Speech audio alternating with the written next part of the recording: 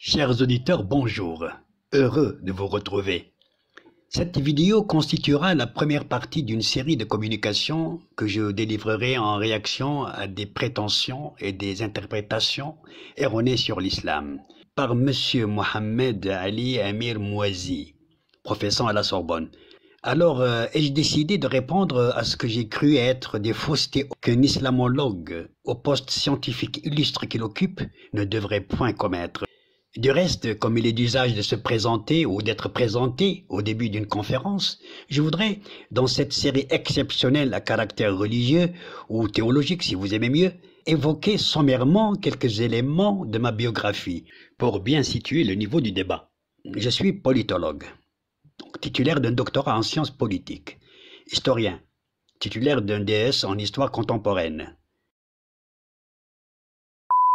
J'ai toujours pensé que le diplôme ne fait pas l'homme.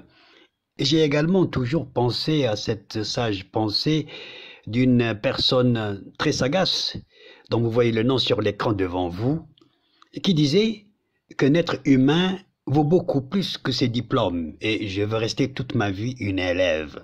Je me suis alors intéressé, par curiosité scientifique certes, mais surtout par volonté spirituelle lucide sur fond de croyance, à la théologie, dans le cadre d'une série de recherches académiques entreprises durant plusieurs années, en commençant par étudier le Coran, la Sunna et la science de l'exégèse, et le tafsir, le plus profondément possible à partir de leurs sources classiques, authentiques et originelles, auprès de l'université de Jeddah en Arabie Saoudite entre 1986 et 1988. Sous la direction de l'ancien recteur de l'université de Jeddah, Abdallah Nassif. S'agissant de la méthodologie que j'adopterai dans la réfutation étayée des allégations inexactes de mon collègue Mouazi, elle reposerait tout simplement, comme toute démarche scientifique de même nature, sur les moyens classiques de confrontation des arguments et des sources évoquées par chacun de nous. Et pour être pratique, en nous facilitant tous la tâche, je visionnerai devant vous les séquences discutables de sa conférence en l'opposant à mon argumentation sur la base de divers textes référencés, parfois même en anciens manuscrits, ou sur des déclarations audiovisuelles de témoins experts de notoriété reconnus et crédibles. Passons maintenant sans plus tarder au vif du sujet, en commençant par le commencement. Bonsoir. Tout d'abord, je vous remercie d'être présent ce soir. Comme beaucoup d'entre vous le savent déjà, ceci est la troisième conférence de notre cycle intitulée « En quoi les religions actuelles diffèrent-elles de la religion d'origine ?» Ce soir donc, nous recevons un éminent chercheur, spécialiste de la pensée musulmane, M. Mouazi, à cette tribune. Je vous remercie. Notre invité de ce soir est titulaire d'un doctorat d'État. Il est à la fois un chercheur et un professeur. À ce titre, il est directeur d'études à l'École pratique des hautes études, donc à la Sorbonne, où il est titulaire de la chaire Exégèse et théologie de l'islam chiite. Je voudrais préciser également que cette chaire sur l'islam chiite est la seule à ce jour en Europe, je pense ne pas me tromper, toujours la seule. Dans le monde occidental. Dans le monde occidental, oui. Dans le monde occidental, pas seulement en Europe. Parmi ses œuvres, je voudrais citer entre autres le dictionnaire du Coran, qui a été primé par l'Institut de France, ou le Coran silencieux et le Coran parlant, qui a été désigné comme étant le prix du meilleur livre islamologique en 2011. Ce soir donc, nous recevons un éminent chercheur, M. Mouazi, à qui nous posons donc à son tour la question suivante. En quoi l'islam actuel est-il différent de l'islam des origines ? Alors je dois dire tout de suite que je ne poserai pas la question de la même manière en quoi l'islam d'aujourd'hui est différent de l'islam des origines, parce qu'il n'y a jamais eu un islam, ni aujourd'hui ni à l'origine. Il n'y a jamais eu un islam, ni aujourd'hui ni à l'origine. Il y a des islams avec un S, il y a des islams avec un S. Il y a des islams avec un S. Pendant plusieurs siècles, plusieurs Corans circulaient sur les terres d'islam. Au moins 4, selon les sources islamiques elles-mêmes. Mais à quelle source islamique M. Mouazi fait-il allusion sans la préciser ? On ne lance pas quand même une allégation aussi grave que vague, renversant complètement ce que les musulmans croient fermement, ainsi que tant d'orientalistes et islamologues de renom, à savoir l'existence d'un seul Coran des origines de l'islam en nos jours. Nous admettons que la relation établie par M. Moïsi entre l'islam et le Coran pour conclure à la pluralité de cette religion, selon lui, est un raisonnement normal, rationnel, dans la mesure où le Coran est le fondement de l'islam. Avec plusieurs Corans différents, nous aurons certainement donc autant de cultes islamiques. Et le caractère unitaire du Coran signifie naturellement l'unicité de l'islam. Mais ce que nous contestons en revanche, c'est l'existence de 4 types de Corans durant des siècles, comme le prétend l'illustre conférencier. Passons à l'argumentation en définissant d'abord le mot Coran. Selon l'étymologie du mot en langue arabe, le Coran exprime une communication orale. Elle se présente elle-même comme la parole de Dieu, révélée au prophète Mohammed et qui fut transmise par parties pendant une durée supérieure à 20 ans. Après des transcriptions fragmentaires du vivant du prophète, l'ensemble de ces communications fut fixé par écrit en un livre, sous le califat de Othman, 644-655 de l'ère chrétienne. Ce sont là des faits que l'histoire nous enseigne.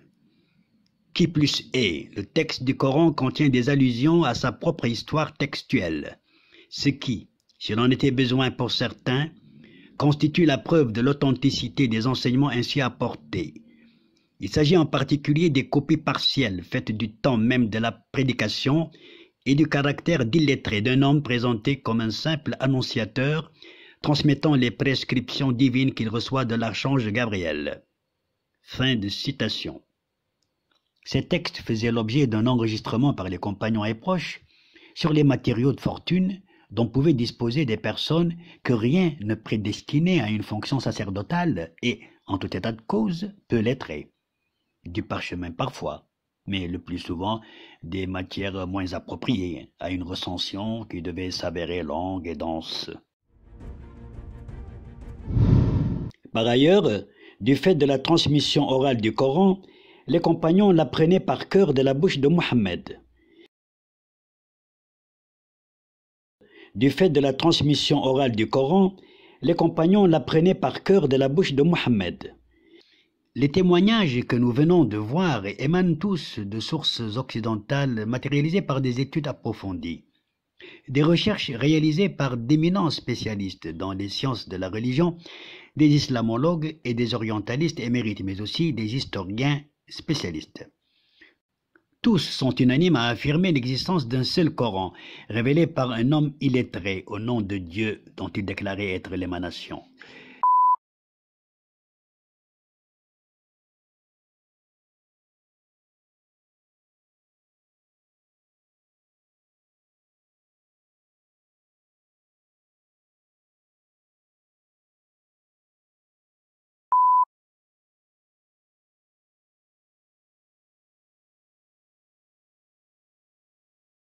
Cette prise de conscience du prophète Mohammed, que la paix soit sur lui, témoigne du souci de préserver la parole divine de toute déformation, car le Coran est considéré comme la continuation et la confirmation définitive des 2 religions monothéistes antérieures pour les musulmans. Ainsi, le prophète était également conscient du devoir primordial de conserver et de faire apprendre le Coran aux croyants en vulgarisant ses préceptes à l'égard de tous. Et c'est donc tout naturellement à la Mecque, après le début de la révélation, que le prophète va réfléchir à la meilleure façon de sauvegarder le Coran. Et c'est donc l'idée de créer un comité qui va émerger, un comité du Coran. En somme, le prophète était entouré de 44 secrétaires, dont 14 étaient chargés exclusivement de la révélation. On les appelait les transcripteurs de la révélation, Kutab al-Wahi.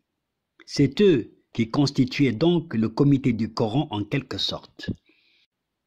Et l'on trouvait parmi eux des compagnons du prophète, que la paix soit sur lui, dont l'illustre Omar ibn al-Khattab, Abu Sufyan et bien d'autres. Mais il y avait parmi eux surtout le nommé Abdallah ibn Abi Sarh, qui fut le premier à transcrire la révélation directement de la bouche du prophète, que la paix soit sur lui. Il s'agissait là en réalité de textes coraniques répartis entre certains compagnons du prophète, se partageant la tâche de les apprendre tout en les conservant par écrit sur leurs moyens de fortune. Mais cette sorte de division du travail coranique, pour ainsi dire, était d'abord une opération collective, facultative, dont les auteurs volontaires avaient la conviction spirituelle d'en tirer la bénédiction divine. Alors tout cela se déroulait pendant le séjour du prophète à la Mecque, soit la période mécoise. Dès son installation en Médine, le prophète procéda à la création du premier gouvernement central pour assurer et conforter sa double mission spirituelle et temporelle, en vue de s'occuper des affaires des musulmans et de sauvegarder leurs intérêts. Le dit gouvernement a été constitué de 10 divisions, soit des équivalents de ministères dans la terminologie moderne de nos jours. Et parmi ces composantes gouvernementales, 2 ministères étaient consacrés au Coran, à savoir, premièrement, la division de la transcription du Coran. Deuxièmement, la division de l'enseignement et de la mémorisation du Coran. Ces affirmations ne sont pas des simples prétentions, elles reposent sur des études académiques d'une équipe de 12 éminents professeurs, chercheurs arabes, tous titulaires d'un doctorat d'État, sous l'égide du Cheikh El-Azhar, le docteur Mohammed El-Faham, tous dans la science des religions, donc de la théologie, et spécialistes de l'islam. Et c'est dans une gigantesque encyclopédie que ce travail monumental a été réalisé pour la première fois en première édition en mai 1972. Et comme vous le voyez devant vous sur l'écran, réalisé par l'Institution arabe des études et de la distribution à Beyrouth.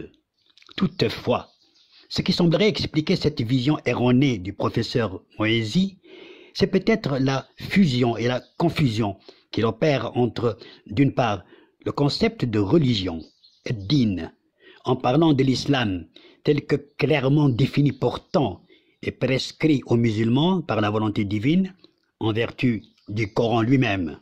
Et d'autre part, 2 concepts nettement divers aussi dans leur nature comme dans leur chronologie, à savoir la définition authentique du Coran d'un côté et l'émergence de 3 branches doctrinales de l'islam de l'autre. Dans une dialectique interrogative visant la vérité se dégage celle-ci à travers la raison que l'on en retient en bonne logique.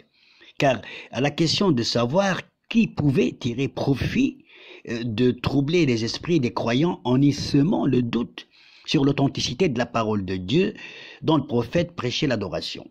En d'autres termes, à qui profiterait l'existence de plusieurs versions du Coran, ou encore qui avait intérêt à en falsifier sciemment et secrètement des versets, en prétendant qu'ils étaient les bons, par exemple. Bon. Tentons de répondre à ces questions convergentes en pensant conjointement et distinctement à chacune des 2 catégories de gens en termes de croyances religieuses.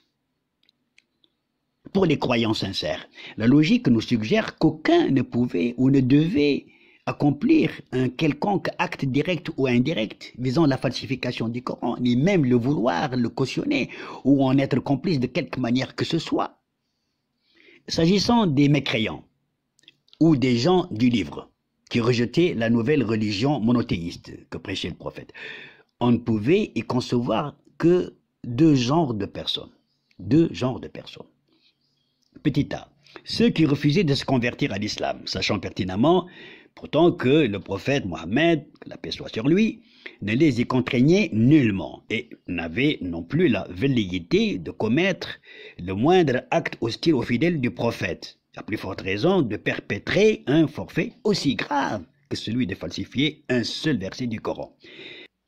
Petit b, ceux qui, en plus de leur incroyance à l'égard de Mohammed, que la paix soit sur lui, malgré la sincérité qu'on reconnaissait à ce dernier, comme première vertu d'ailleurs, voulaient néanmoins entraver et braver la prédication du prophète, empêchant les gens de se convertir à l'islam à tout prix, afin de sauvegarder leurs privilèges sociaux, moraux et ou matériels, que menaçait le caractère égalitaire de cette religion, ou en raison de leur attachement, tout simplement, leur attachement aveugle au culte polythéiste de leurs ancêtres.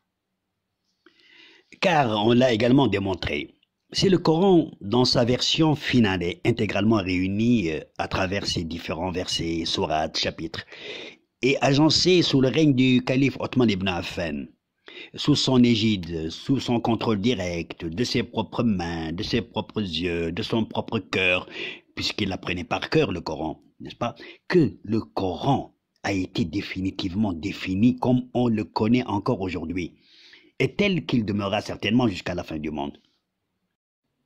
Que la version dont disposait mystérieusement le calife Omeyyade Abd el-Malik fut identique au Coran post-Othman ibn Affan dont nous disposons aujourd'hui, et dont le dernier verset fut révélé évidemment avant la mort du prophète, ou que cette version d'Abd el-Malik fut bien différente de notre Coran, cela ne change strictement rien à la donne. La dernière grande preuve que nous pouvons apporter sur l'existence d'un seul Coran depuis celui arrêté par Othman ibn Affan est que le fait que celui-là contienne les mêmes nombres des différents éléments coraniques que celui d'aujourd'hui, aussi bien chez les sunnites que chez les chiites, et dans les 4 coins du monde. Voici maintenant ces données coraniques communes. Je les cite. Le Coran, la période de révélation, 612-632 du Hégire. Nombre de chapitres ou de sourates, 114. Nombre de versets, 6536. Nombre de mots, 99 400. Nombre de caractères, 3 116 670. Le chapitre le plus long contient 282 versets. Chapitre de Baqara, Surat al-Baqara. Le chapitre le plus court contient 3 versets. Surat al-Kawthar, chapitre al-Kawthar. Bien. Peut-on parler dans ces conditions-là de divergence de versions? Comment alors peut-on parler de 4 versions différentes? Ces versions différentes pouvaient-elles comporter parfaitement les mêmes données que nous venons de voir, tout en étant différentes? Alors, dans ce cas-là, parlons plutôt de 4 versions identiques en bonne logique, n'est-ce pas? Et s'il y a peut-être une vérité essentielle à retenir, c'est le fait que les hommes et les femmes qui apprenaient le Coran, à commencer surtout par les 14 premiers membres du comité du Coran, ou plus connus sous le nom des transcripteurs de la révélation, Kutab al-Wahi, possédaient, comme la majorité écrasante des Arabes de l'époque, une mémoire solide, qui retenait infiniment de choses que ne peuvent retenir aujourd'hui les plus jeunes de la génération du 3e millénaire, les plus intelligents. C'étaient des ordinateurs ambulants, 14 siècles donc avant l'Internet d'aujourd'hui, surtout pour tout ce qui touchait et concernait le Coran. À la lumière de ces raisonnements applicables aux 2 catégories précitées de la communauté multiraciale et multiconfessionnelle anté-islamique, où coexistaient tant bien que mal arabes et juifs, le Coran était à l'abri total donc de toute menace de falsification contre son authenticité, face aux mesures draconiennes, concrètes, aussi intelligentes et efficaces, prises par le prophète Mohammed, que la paix soit sur lui, aussitôt après le début de la révélation, donc bien avant l'émigration vers Médine, où on l'a vu, la création de 2 ministères chargés uniquement de la protection et la propagation du Coran auprès des croyants comme à l'égard des incroyants auxquels est également adressée la parole divine. L'existence de ces 2 ministères ne pouvait laisser aucune chance aux détracteurs de l'islam. Nous pensons que c'est dans cette logique globale et globalisante qu'il convient de situer le problème, ou la problématique que soulève le conférencier, pour que ni le Coran ni l'islam ne puissent lui poser problème, jusqu'à prononcer 7 fois les termes problème, problématique sur la dualité islam-Coran en moins d'1 minute. Pour conclure cette première partie de la série, j'ai 2 petites questions à poser à M. Amer Moïsi. La première, c'est pourquoi n'a-t-il cité dans sa conférence et dans toutes ses conférences antérieures sur la question, ni le comité du Coran de la Mecque ou les 14 transcripteurs du Coran, Kutab al-Wahi, ni les 2 ministères chargés du Coran au sein du premier gouvernement de l'État des musulmans de Médine. De 2 choses l'une, soit qu'il ignorait leur existence, soit qu'il le savait et qu'il refusait d'en faire état par malhonnêteté, malgré leur importance pourtant fondamentale et leur étroite relation avec la thématique qu'ils traitent depuis des années. Et dans les 2 cas de figure, je crois qu'on pourrait se demander si M. Moïsi était un véritable islamologue ou bien un manipulateur anti-islamique à la Sorbonne. À la prochaine partie de cette série, si Dieu l'admet, je l'espère.